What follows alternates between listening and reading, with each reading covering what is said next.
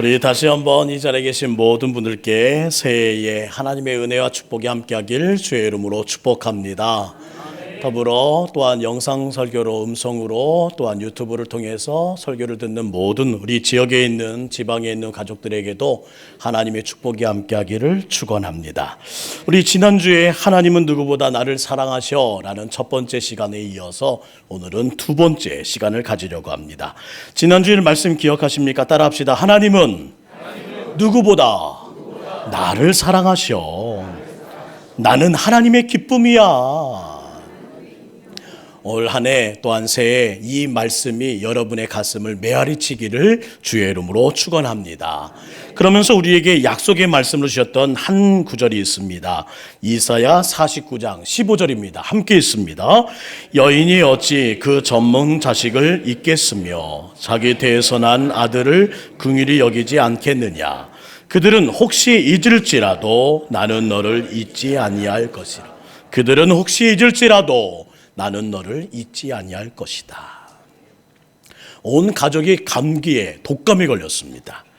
온 가족이 열이 심해서 기어다닙니다. 정말 심한 날이었어요. 제가 입을 엽니다. 여보, 나 아파. 그랬더니 곁에 있던 아내가 이렇게 말합니다. 여보, 나도 아파요. 무슨 뜻이에요? 입 닥치고 곱게 누워있으라는 의미였습니다. 그런데 첫째와 둘째가 다가옵니다. 아빠 아파 하면서 저에게 계속 안기는 거예요. 아픈 막내가 칭얼거립니다. 아빠 업어줘요 하면서 더 세 딸이 다 달려드는 겁니다. 저는 속으로 생각했습니다. 너만 아프냐? 나도 많이 아파.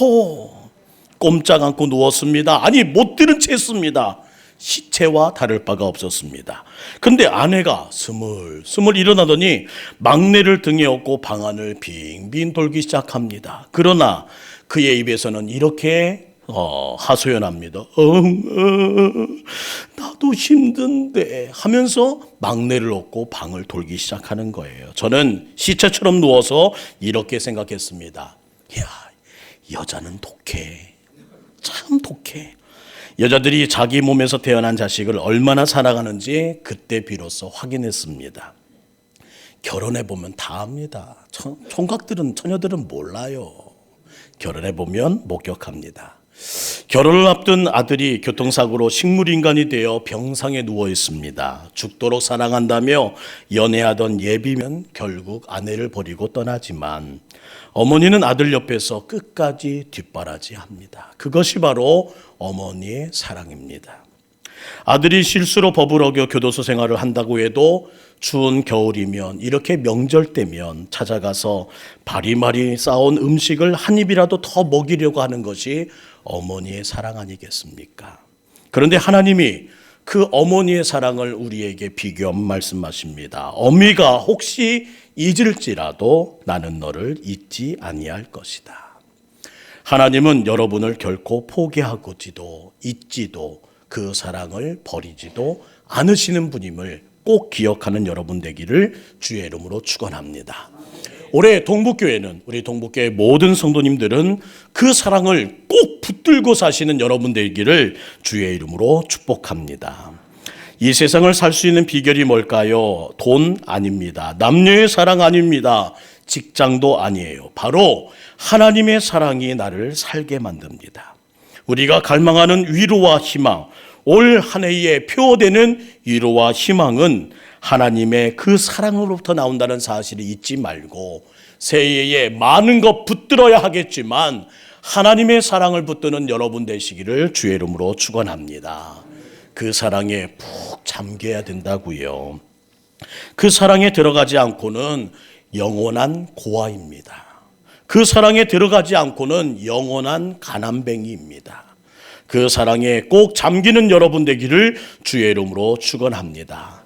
그 사랑에 잠기기 원하시는 주님의 말씀 이사야 42장 3절 말씀이 지난 주일에 저희가 함께 불었던 찬양의 한 가사였습니다. 함께 읽을까요? 시작. 상한 갈대를 꺾지 아니하며 꺼져가는 등불을 끄지 아니하고 진실로 정의를 시행할 것이며. 상한 갈대가 뭡니까? 과거에 건강했습니다. 그러나 건강이 무너진 사람을 말합니다. 과거에는 화려했습니다. 그 화려함이 지금은 떠나간 것을 말합니다. 과거에는 돈도 있었어요. 그 돈이 사라진 것을 말합니다. 과거에는 모든 것을 누렸습니다. 그런데 그 가졌던 모든 것이, 누렸던 모든 것이 사라진 것을 말합니다. 하나님은 그러한 상한 갈대도 꺾지 않으시는 분이래요. 꺼져가는 등불은 뭡니까? 과거에는 열정이 있었습니다. 과거에는 비전이 있었습니다. 과거에는 꿈이란 게 이 안에서 뭉글뭉글 일어나서 내일이 기대됐습니다. 그런데 그 모든 것이 무너진 오늘을 사는 오늘 우리를 향해서 주님은 말씀하십니다. 나 여호와는 상한 갈대를 꺾지 아니하고 꺼져가는 등불을 끄지 아니한다. 저는 이 음성이 여러분의 가슴에 메아리치는 하나님의 사랑의 고백이 되기를 간절히 기도합니다. 지난주일부터 이렇게 간절한 마음으로 이 감격을 성도들의 가슴에 새기고 싶어 올해를 시작하고자 애원하는데 어떤 분이 이렇게 말합니다. 목사님, 하나님이 나를 그렇게 사랑하신다면 왜 이리 고통이 나를 괴롭게 만듭니까? 새해를 시작했는데도 왜 고통은 여전합니까? 여태껏 질병으로 인한 좌절이 있었습니다. 자식으로 인한 좌절이 있었습니다. 돈으로 인한 좌절이 있었습니다. 생각지 못했던 좌절이 있었습니다. 드라마 속의 주제로만 여겨왔던 그 좌절이 불쑥불쑥 찾아올 뿐만 아니라 지금도 여전히 도화리를 치고 있는 나의 인생 어찌하면 좋습니까? 다른 사람들은 다 사랑할지 몰라도, 목사님을 사랑할지 몰라도 저는 아닌 것 같습니다. 내게 이런 일이 생기다니요. 잘 압니다. 단 한 번도 좌절을 겪으면서 행복하다 말하는 사람 없습니다. 좌절을 겪으면서 기쁘다 말하는 사람 없어요. 삶의 정황 속에 펼쳐지는 좌절이 내 인생의 약이 되고 내 신앙의 디딤돌이 된다고 한들 약 없어도 됩니다. 신앙의 디딤돌 없어도 좋습니다. 좌절이요, 올해는 정중히 좌절합니다. 거절하겠습니다. 그러나 좌절로 말미암아 우리는 말할 것입니다. 잊지 마세요. 따라합시다. 오늘의 내가 만들어졌습니다. 오늘의 내가 되었습니다. 이것이 바로 좌절을 이겨낸 사람, 그 과정을 견뎌낸 사람, 그리고 그 안에서 하나님의 사랑을 발견한 사람이 할 수 있는 최후의 고백이라는 겁니다. 따라합시다. 오늘의 내가 되었습니다.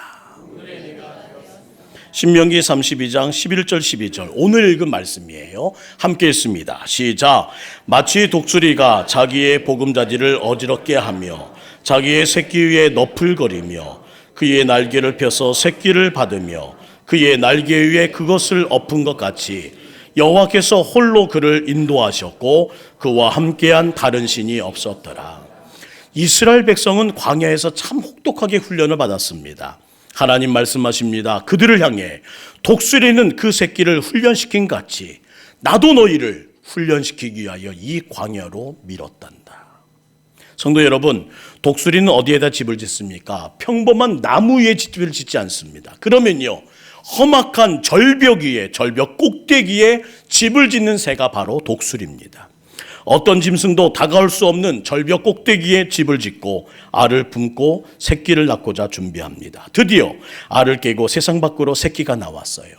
4, 5개월 동안 먹이를 물어와 계속 키웁니다.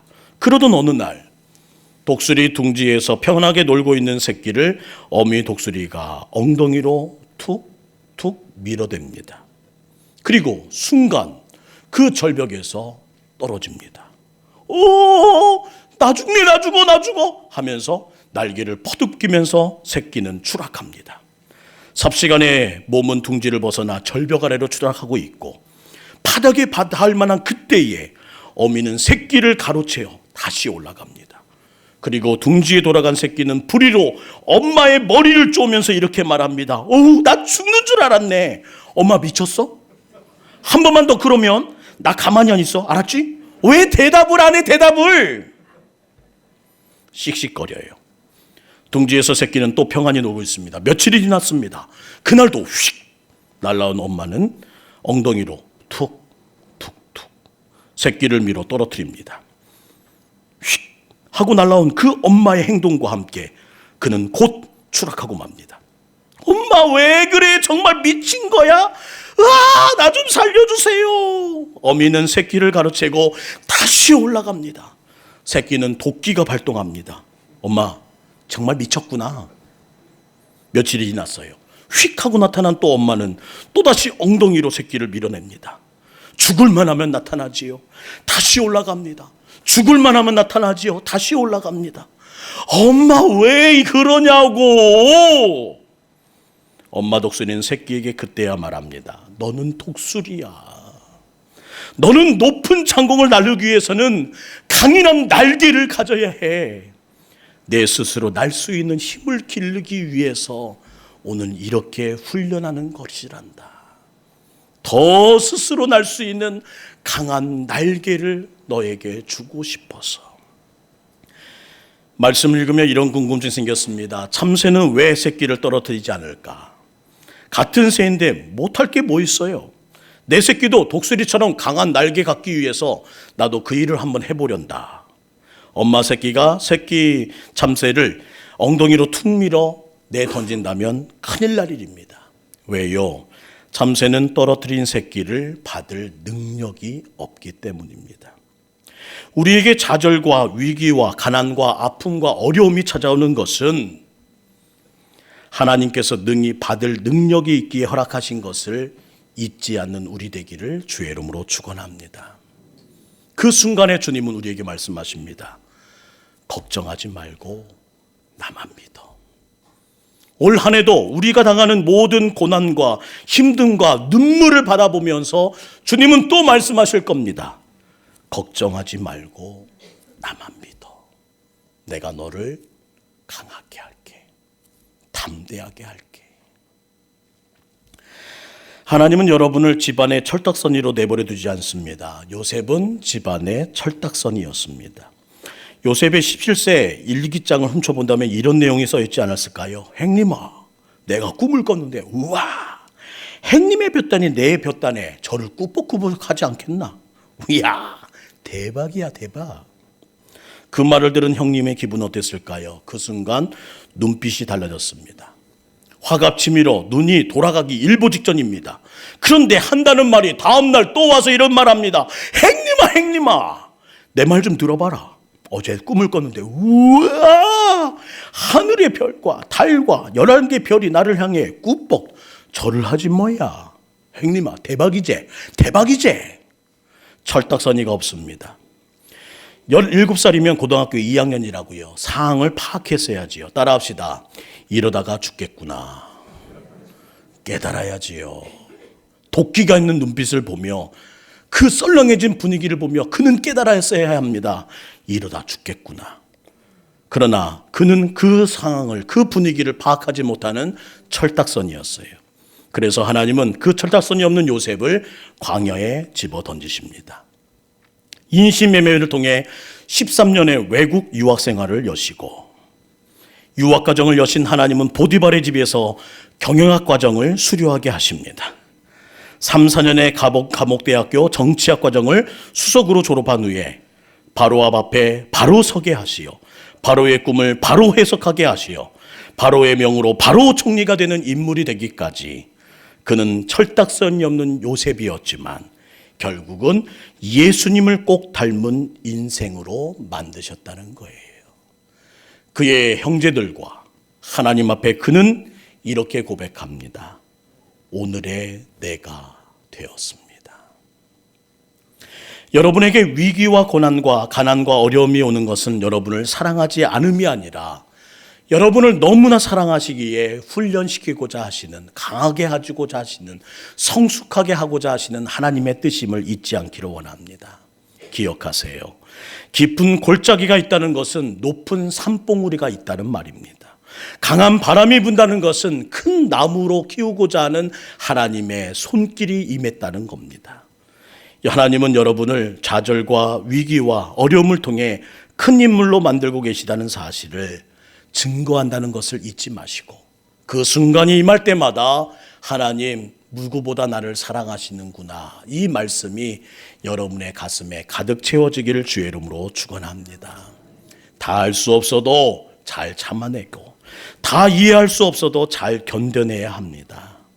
그럼에도 불구하고 어떤 성도님 말합니다. 목사님, 하나님이 나를 사랑하신다고요? 그럼 하나님이 나를 사랑하는 증거를 보여주십시오. 오늘 한번 보여드리지요. 이삿짐 센터에서 싫어하는 직종 가운데 하나가 목사라는 직분입니다.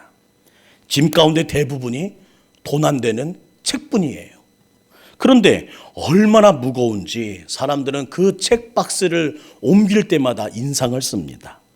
저도 미안한 마음에 이삿짐을 돕기 시작했습니다. 책이 담긴 박스를 들고 옮기기 시작했어요. 그런데 이사를 마치고 났는데 이상합니다. 발바닥에 문제가 생겼습니다. 아파서 서 있지를 못하겠는 거예요. 잘 아는 한 의원에 찾아갔습니다. 장로님, 발바닥이 아파서 서 있지를 못합니다. 왜 그럴까요? 방법은 하나밖에 없대요. 그게 뭡니까? 발바닥에 여러 번 침을 꽂아서 피를 뽑아내면 된다는 거예요. 탁탁탁탁탁 이렇게 하면 된대요. 빨리 낫고 싶은 마음에 외쳤습니다. 빨리 뽑아주세요, 장로님. 제발 낫고 싶습니다. 너무 힘들어요. 턱 침대에 누웠습니다. 그런데 장로님이 다가오셔서 이렇게 말씀하십니다. 목사님, 그 앞에 봉 보이시죠? 손으로 꽉 잡으셔야 합니다. 분위기가 좀 으시시해졌습니다. 꽉 잡았어요. 그때 들려오는 장로님의 목소리가 들렸습니다. 목사님, 찌릅니다. 톡톡톡 3번 찔렀는데 겨우 3번에 저는 우와 하면서 소리를 질렀습니다. 장로님 놓으세요, 놓으세요. 못합니다, 못합니다. 아우 아파서 못해요. 너무 아파서 그만 장로님의 얼굴을 발로 걷어찰 뻔했습니다. 그때가 바로 사순절을 앞두고 있던 시대였어요. 사순절이 다가와 성경 말씀을 묵상하는데 요한복음 19장에 예수님이 못 박히신 장면이 소개됩니다. 그리고 제가 누워 침 3방에 무너졌던 제 현실이 보이면서 예수님의 그 고통을 참으셨던 사랑이 리얼 복음, 진짜 사랑으로 다가오더라고요. 실감이 났어요. 그 고통을 어찌 참으셨노? 울 수밖에 없었습니다. 전날의 아픔 때문에 그 아픔이 조금은 이해가 되어서 조용히 눈물을 흘렸습니다. 얼마 후 친구 목사와 함께 점심 식사를 하던 그런 순간이 있었고 대화 내용이 이거였습니다. 신문을 보던 친구 목사님이 이렇게 말합니다. 이야, 이런 기사는 우리 아내가 보면 안 되겠는데? 기사 내용이 이런 거예요. 부부가 등산을 하다가 큰 바위가 굴렀습니다. 남편이 부인을 딱 밀쳐내고 그 바위에 깔려 죽었습니다. 큰 바위와 사진과 죽은 남편의 사진이 크게 실려 있었어요. 저는 장난삼아 그 순간을 놓치지 않고 친구에게 물었습니다. 김 목사, 그런 상황에 어떻게 할 거야? 그랬더니 친구가 저를 째려보더군요.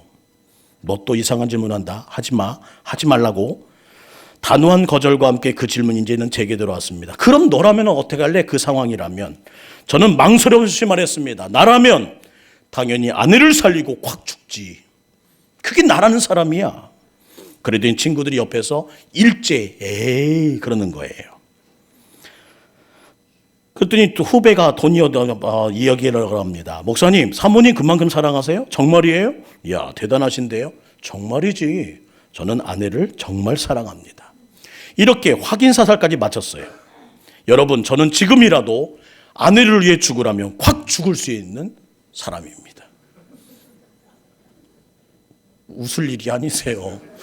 우아하실 일이 아니에요. 결혼하면 다 되는 겁니다. 정상적인 남편이라면 그렇게 되는 거예요. 동북교회 낭선 여러분, 맞죠? 몇 분만 얘기하셨어요. 기가 죽은 친구의 질문은 계속됩니다. 마치 먹잇감을 포착한 맹수처럼 달려듭니다. 사모님을 그렇게 사랑한다면 이번 이 일은 어떨까? 한쪽 팔을 쭉 잘라버리는 거야. 찢어낼 수 있을까? 이어지는 한마디, 마취하지 말고. 너무나 잔인했습니다. 그 질문이 저에게 대답했을 때 저는 이렇게 대답했어요. 야, 난 그건 못해. 그랬더니 친구들이 이제야 진실을 말했다는 듯이 말합니다. 네 말에 앞뒤가 하나도 안 맞잖아. 여러분 아시잖아요. 저는 콱 죽는 것은 얼마든지 할 수 있습니다. 그러나 마취하지 않고 이 팔 한 짝을 쭉 찢는다면 그거는 못 참습니다. 왜요? 침 3방에 죽는다고 했던 난데 그 고통을 어떻게 참는단 말입니까? 거짓말은 하지 말아야지요. 그래서 말했습니다. 그건 못한다고. 예수님이 나를 사랑하는 증거를 보여달라고요? 예수님이 얼마나 여러분을 사랑하시는지 저는 이렇게 표현합니다. 6시간의 십자가 고통, 머리에 씌워진 가시면류관의 찌름, 등의 살점을 사정없이 뜯어냈던 그 채찍의 내리침, 54kg의 십자가의 무게, 골고다가 언덕을 오르면서 쓰러지고 또 쓰러진 그의 얼굴은 바닥에 긁혀 더 이상 형체를 알아볼 수 없게 되었습니다. 20cm의 대못은 손목과 발목을 찌른 것이 아니라 망치로 관통해 버립니다. 3번의 망치질.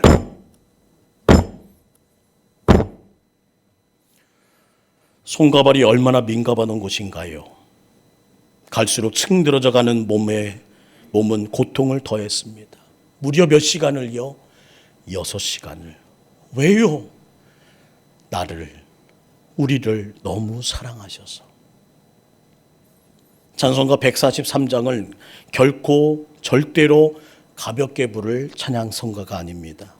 왜 말인가 날 위하여 주 돌아가셨나. 이 벌레 같은 날 위에 근혜 받으셨나. 내 지은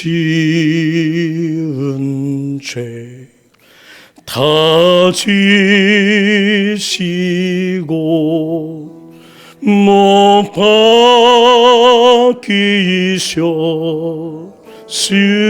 박히셨으니 웬일인가 웬 은혜인가 그 사랑 그셔라. 나 십자가 대할 때에 그 일이 고마워. 내 얼굴 감히 못 들고 눈물 흘리도다. 잘 아시잖아요. 우리는 그런 사랑받을 가치 있는 존재가 아닙니다. 오히려 더럽고 추한 인간입니다. 신이신 그분이 이 더럽고 추한 나를 위해 그런 고통 받을 이유 전혀 없습니다. 그럼에도 나를 사랑하셔서 그 고통을 받으셨다는 말입니다. 어느 부모가 자식이 비참한 죽음의 자리로 가는 것을 원할까요? 하나님은 나를 너무 사랑하셔서 하나밖에 없는 독생자를 자기 품에 품어 마땅한 그 외아들을 그 비참한 죽음의 길로 걸어가게 하십니다. 그리고 심지어 그의 마지막 목소리를 귀 기울여 들으십니다. 엘리 엘리 라마 사막다니. 나의 하나님 나의 하나님 어찌하여 나를 버리십니까?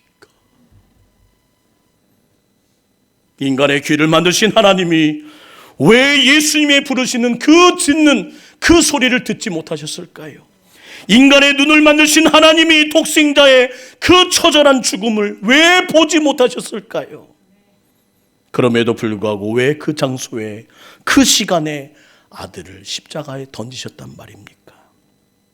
나를 너무 사랑하셔서 오늘의 나를 너무너무 품고 싶으셔서 우리의 회복은 십자가에 있습니다.